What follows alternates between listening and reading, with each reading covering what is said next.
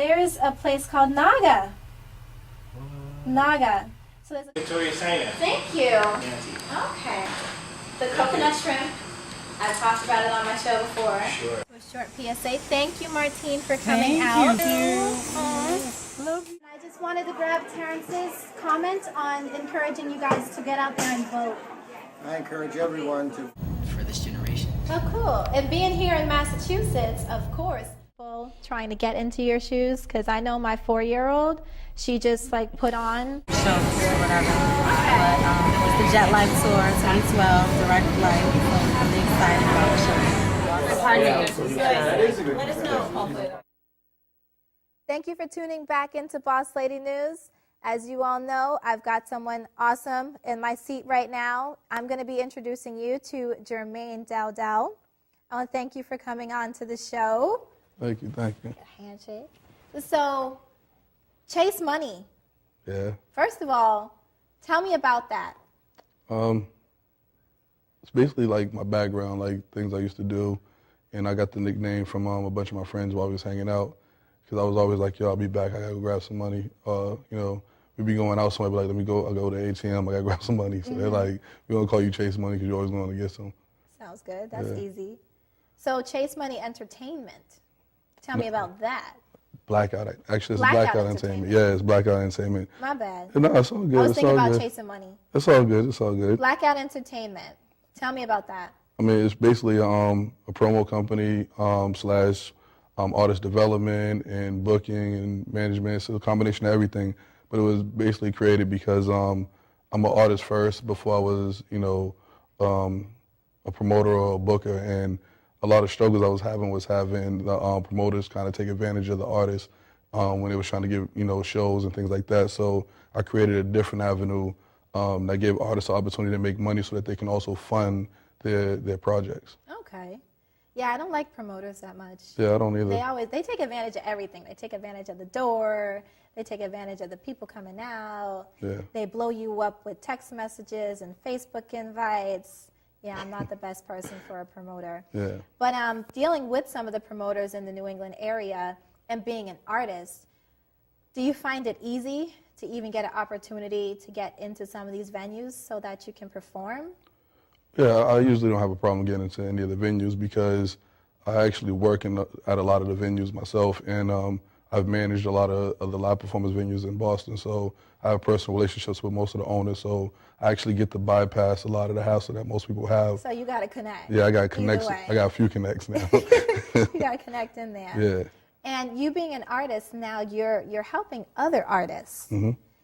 Is it difficult, you kind of deciding on when you're going to push yourself and then when you're going to push your artists? No, not really. I mean, I expect all artists to have the drive to push themselves while I'm pushing them.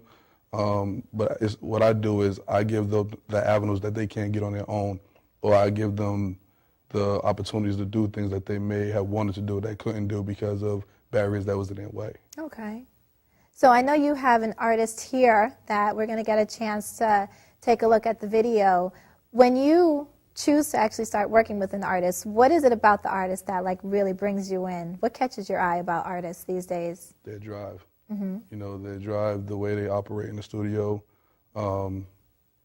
It's just the hard work they put in. You know, it's not about the easy parts where you go to the show and everybody already loves you. It's about like the grunt work they do and nobody sees. Mm-hmm.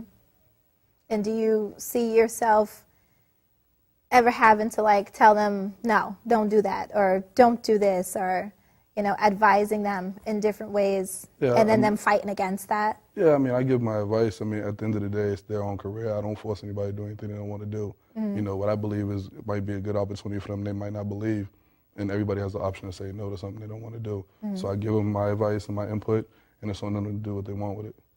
As an artist yourself, what kind of music do you do? I do hip hop. I do some writing, some R&B writing for singers. You know, I don't just write heavy hip hop where it's a bunch of the typical things you hear. Mm-hmm. I actually have more of an old school approach to it where I'm big on lyrics and actually writing stuff that has a meaning. I heard one of your songs, not just heard one of your songs, but I actually used one of your songs, Public Announcement. Yes. That had extreme meaning to it. Why don't you tell my audience what that song was about? It was basically, you know, there was a lot of things going on this past summer in Boston, so I figured I'll address it because, you know, us as artists in Boston, we have the ability to reach a lot of people. We have a lot of followers, people who support us, so, you know, and for that reason, I felt like if I wrote a song that addressed the issues and basically called for peace myself, you know, the people who follow me would support what I'm doing, so in return to have some kind of impact on the city, whether it may not be everybody, but, you know, the people I can help, you know, definitely would take heed. Okay. A call for peace. That was definitely a nice way of putting it. And I definitely feel like more artists should get out there and even collaborate. I've seen you perform. You've got quite a few collaborations out there. You want to shout out a couple people? Yeah, I definitely want to shout out JP Lovesit, who's also in the building today with me. But Jay Troney is, Raging Rando, who I just did a feature with this past few weeks, so that's going to be coming out soon. Mel Monet, who's also a great R&B artist, she's definitely doing her thing. She'll be out soon. I got a new artist I'm working with, Natasha, and she's amazing. Nobody's heard her yet, but she will be coming out soon. We're actually going to be recording today, so we got a lot of things on. Oh. So when you do perform, where can my audience find you? I'm all over the city, so different things are going on. But right now we have December 5th at Good Life. Mm-hmm. We have church on December 12th. We have my birthday bash January 13th at Hard Rock Cafe. Mm-hmm. So it's a lot of stuff going on. Hard Rock. Yeah. The one in Faneuil Hall? Yes, that's right. I'll be there. Yeah. I'll be right around the corner. So what else about you? What actually got you into wanting to be a performer? I didn't. You didn't? No, I didn't want to be a performer. I actually I should just freestyle and hang, you know, just as general purpose, just to hang out. And a lot of the things that I was spitting about, it sounded to people like it was written when it wasn't. Mm-hmm. So they were suggesting that I get more organized with it and actually push it. So I started writing, but I wasn't trying to really perform it. And then Susie Smooth, a friend of mine, one day she just convinced me to go in the studio and start really going hard. Okay. So I did. So originally you're a freestyle person. Yeah. So you can battle. I wouldn't say battle, but I could freestyle. Well, I can't battle, so yeah. Don't worry about that. You know, anybody out there that might want to battle. I mean, if the challenge comes, it can happen. Okay. I don't go looking for it, but it can happen. Okay. Again, you know, being a performing artist, and you said you hadn't originally wanted to be a performing artist. Mm-hmm. Getting into the studio, becoming a performing artist. Now that you are, is there any advice that you would give to people? Stay in control of your career. Don't let other people dictate anything that you're doing. Mm-hmm. It would definitely lead you down the wrong path. Okay. And what artists, besides JP Lovesit, have you had an opportunity again to collaborate with? Jay Tronius, who's a great singer. I'm a big fan of him. Mm-hmm. He does a lot of soulful music, and he's not from Mass. He's actually from Texas. He's from Texas. Yeah, he went to Berkeley, and he's up here still doing his thing, and he goes hard. Okay. Now, are you originally from Boston? Yeah, I am. Okay. But I was raised in Alabama, so I have like a combination of the two in me. Oh, that's where the little bit of accent comes from. Yeah. Raised in Bama. Coming up here, do you ever get a chance to go down south and actually perform? Have you had a chance to do that? No, I haven't went back down in a while. Ah. Not as a performer. I go Might down need to go down there with me and the Alex E. Edwards show. Let's do it. I mean, yeah. I'll jump on something. And if an artist is in Boston and they're interested in you helping them, mm-hmm. What are some of the things that you do to actually help these artists? I can book them for live shows. I have a lot of relationships with studios to get them, you know, reasonable recording prices. We have a network of people who do different things like beats, videos, promo, everything. Okay. So you've got like a whole package for these artists. Yeah. And if I don't know something directly, somebody I associate with will be able to do it. Okay. Now, JP loves it. Yes, loves it. JP loves it. I got a chance to meet her a couple times. She performed for Modeling for a Cause. Absolutely beautiful voice, beautiful natural voice. Yes. And she's going to be coming out on my set today with you. Now, meeting with her and picking her up as an artist, how do you feel about that? I mean, it was no question about it. I mean, I went to a studio that she was already recording at, and the producer played her song for me, and I was immediately like, I got to get on that track. That was the first thing I thought about. I got to get on that track and do something with her. And then when I met her, we did that, and then we started talking about things she wanted to do, and I was like, we can definitely work together. Okay. Wow. Well, I don't know about you guys, but I'm very excited to see this next artist. We're going to cut to a brief PSA, and when we come back, you're going to see her new song. What's the name of her song? I Don't Care. I Don't Care. Yes. I Don't Care.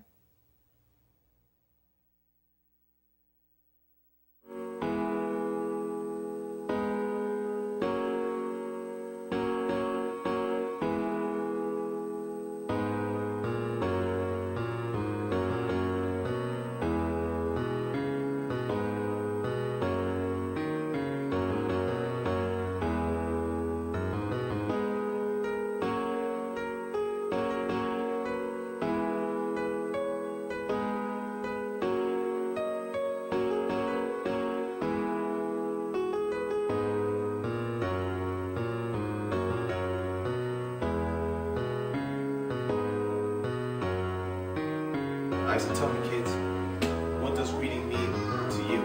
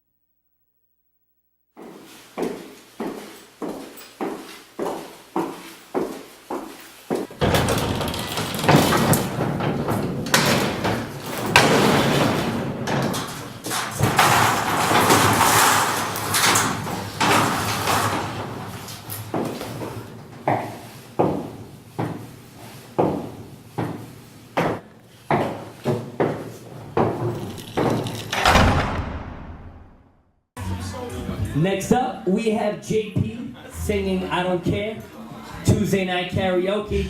All right. Enjoy. The next time I see him, I'm gonna burn him alive. I don't care. I don't care. The next time I cross him, I'm gonna catch him by surprise. I don't care. I don't care. Don't it feel good? Don't it feel fine?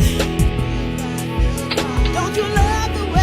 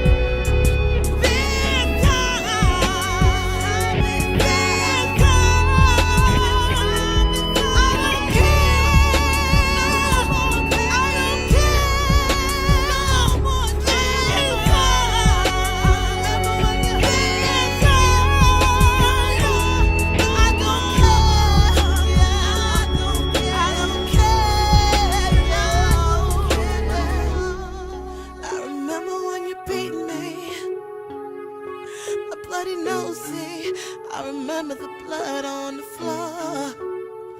I remember the hospital. This time, I don't care. I don't care. I don't care. I hope you all enjoyed that video. That was JP Lovesit, I Don't Care. And we've got her here with us now. Yes. How are you doing today? I'm doing great. Oh my gosh, thank you for actually getting a chance to like really sit down. I'm going to steal this from you. You can have I it. want You this. can have it. It's All right. yours.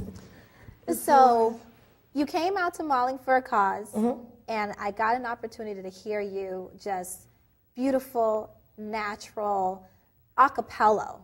I wish I can blush. You know, it's just, your voice is, have you always wanted to sing? No, I didn't always want to sing.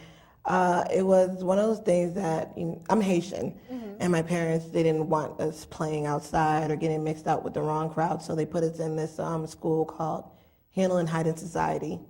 So I started off doing opera and playing the viola and stuff. Okay. And from there, I found a love for music, and then, decided to run with it from there. Okay. Yeah. So now that you're older, are you glad that you went with that? Was there something else that you maybe wanted to do when you were younger? I'm actually, I'm very content. Okay. Because it's like I've found a new type of connection with music now. It's like it's the only way I can express myself. Okay. I stress at work, and I actually work a dead-end job because of music. Like, I love music to death. It's like, it's one of those things, like if I die tomorrow, I'd be happy because, music just speaks for me. Yeah. Yeah. Wow. And like I said, I've had an opportunity to see you perform so many times. I've seen you at church perform with Chase Money. And that performance was incredible. Yeah. And, the music video that we just got a chance to see, that was very intense. Yeah. So when you came up with, the song in general and then putting the music video together, how did you see those two pieces coming together? Well, this song was a song I wrote 4 or 5 years ago. And I got into writing music like a while back, but I wrote it as a message to a friend because she was in a bad relationship and she wouldn't listen to me, and I was just like, you know what, since music is the way that people cope with their problems, I figured why not write a song about it, you know what I mean? And then when Mr. Jason Magassa, shout out to him by the way, when he hit me up with the instrumental, I was so excited. I was like, I got to put this song on it. And when we got to shooting the video, I wanted it to be really graphic because, not too many underground artists, when they come out, it's like they're concerned with their image, that they don't want to show themselves in a certain light.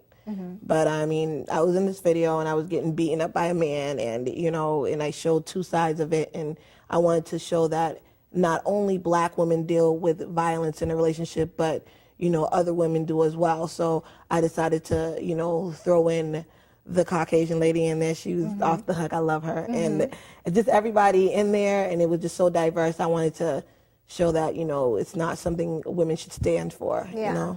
Wow. So you use your music for a purpose. Yeah. That's always great spread to a hear. message, yeah. Yeah, to spread a message. For anyone out there who's actually interested, like you said, those underground artists who are afraid to not just throw out their music, but to throw out a music video that's really going to portray what message they're trying to get across, what would you say to those people? Well, the thing is, music is literally a language. That's what it is. It's back in the days, the slaves used it to, cope with whatever they're going through. And I think we've lost our way when it comes to music, that we literally need to use it as our scapegoat, like we need to use it as a way to get through whatever problems, because there's so much going on nowadays. Kids are getting bullied and, ending their lives because there's nothing to turn to. I'm not saying that music will save that, but at the same time, we need to try to address what's going on out here.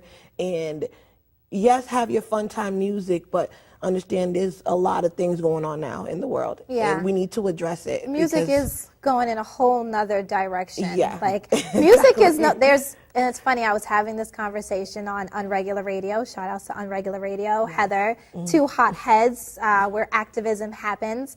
But we were talking about, it seems as if top 40s is becoming a music genre in itself because there's no hip hop music or no rap music or no gospel music, no R&B music that's actually telling the stories of people. And the sad thing is that there is problem in the world right now, and we're hiding behind it by, popping bottles. And the same people who are popping bottles don't do it every day, I promise you. You know what I mean? Everybody has problems. Everyone's dealing with something. I mean, I want to go back to the time where there was a song to represent anything you were going through, and it's like there's nothing like that anymore. I was dealing with my own personal a few weeks back, and I couldn't find no track to help me cope with it. Yeah. So I wrote a song, and it shouldn't be that way. But it should, because it's people like you that's going to help the audience. It's the people like you that's really going to send a message to that young lady out there that needs to hear it. So thank you, actually. Thank you. That's giving us the opportunity to really know that there's artists out there that care about what's going on, not just popping bottles. Yeah. That right there is something else. I mean, I even got to the point, the time I wrote the song, it's called, I'm going to be shooting a video for it. It's called Problem Next Door. And it's basically me calling out all these artists that are coming up. And not in a bad way, but just saying, like, yes, you can have fun, but, like, what are we doing to help these kids that are growing up in the world? Like, how are we, molding them to become something better, Not that I'm knocking anybody about how they're doing it. Shouts to FN, Dutch Rebel. These are my peoples. I love them, But at the same time, we need to really get in touch with what's going on right now. Okay. Yeah. So what's next for you? We've got this music video, I Don't Care, Yeah. actress on the move, but what's next for you? I am working with a few people for product placement now. So my music will be coming to a commercial near you. Okay. Contacted a few, my representatives, they contacted a few different television shows, and I'm not going to, drop names, but you will be seeing me on the cable network to see, near you and everything. So Get it. I've been, working with a lot of different artists, trying to put myself out there, Chase Money being one of them. He's no joke. His voice, one of the people out there in the studio said that he sounded like Shaq for a second. It was too funny. So, just working with all these different artists, and I just want it to be a unity, because I feel like, Boston, we've been known for schools and not realizing that there's a lot of talent out here. That's here. It's crazy talent out here. And I mean... And it's a small city. Yes. It's small, it's small. So each one reach one. Exactly. You get your foot through the door, you got to bring somebody else everybody in with you. Exactly, is how I feel. So I think it's supposed to be a family. So I'm trying to start this family movement. Team Lovesit. And hopefully, we get everybody on the rise and just putting it down for our city. We'll be right back.